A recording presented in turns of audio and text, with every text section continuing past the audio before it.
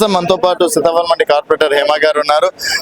So Hema గారు, ప్రస్తుతం ఏంటంటే రేవంత్ రెడ్డి గారు 42% ఇచ్చినాము, సెలబ్రేషన్ చేసుకోవాల్సింది పోయి మా మీద విమర్శలు చేస్తున్నారు. అండ్ రేపన్నాడు వాళ్ళే మళ్ళీ కోర్టుకు వెళ్ళి కూడా దీన్ని ఆపే ప్రయత్నం చేస్తారు అంటున్నారు. ఎందుకు రేవంత్ రెడ్డి గారు అంటే కోపమా? రేవంత్ రెడ్డి గారు తీసుకొస్తున్నటువంటి మంచి పనుల మీద కోపమా? ఎందుకు ప్రతిదానికి అడ్డుకుంటున్నారు?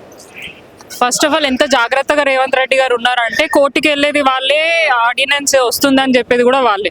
ఇప్పుడు కోర్టుకి వెళ్ళాల్సిన అవసరం లేదు, కావాలని కోరుకుంటున్న వాళ్ళం మళ్ళీ మేము కోర్టుకి వెళ్ళి ఎందుకు తెచ్చుకుంటాం?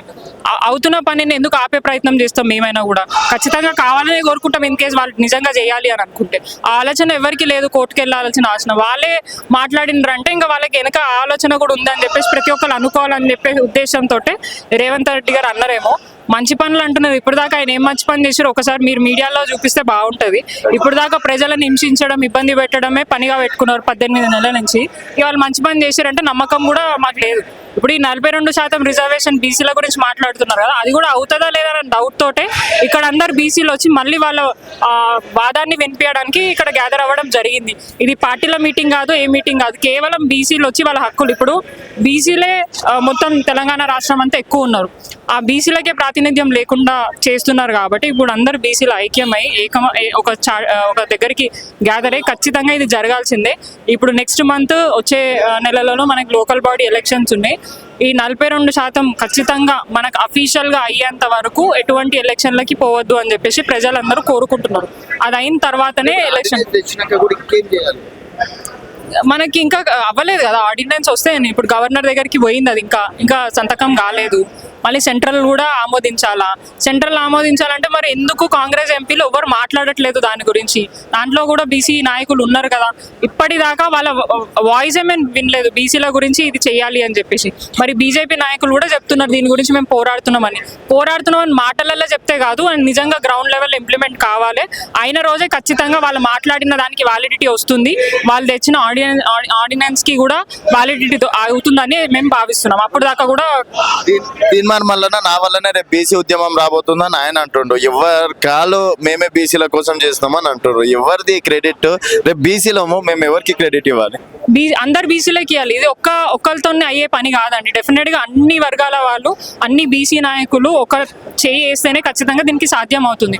దానికి ప్రతి ఒక్కరు మేము చేసినాం అని అనడానికి లేదు. డెఫినెట్ గా ఎవరు చేసినా కూడా ఇదంతా సక్సెస్ అంతా బీసీ నాయకులదే, బీసీ బిడ్డలది మాత్రంగా చెందుతుంది. సో ఇప్పుడు ఒక్క మల్లన్నతోనే సాధ్యం అయిపోయింది అని అంటే ఇంకా ఈ పార్టీకి అన్ని అయిపోవాలి. ఆయన ఆల్మోస్ట్ ఎన్నో ఇయర్స్ నుంచి నేను బీసీల గురించి మాట్లాడుతున్నానంటే మరి ఇప్పుడు దాకా ఈ 42% రిజర్వేషన్ గురించి ఎందుకు పూర్తిగా ఆయన ఫైట్ చేస్తలేరు?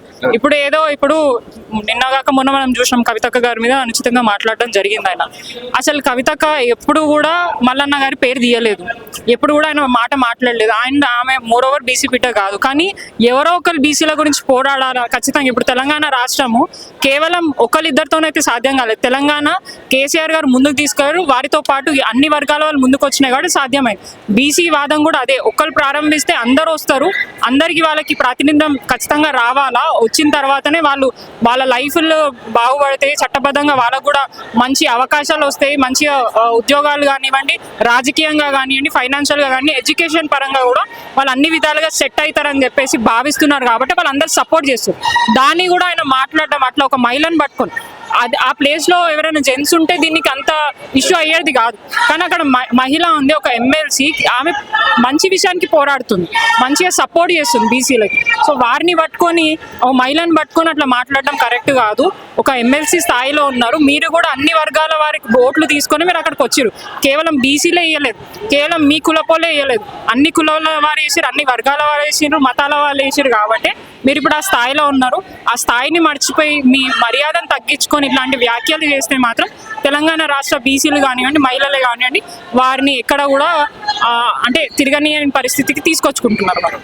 Thank you.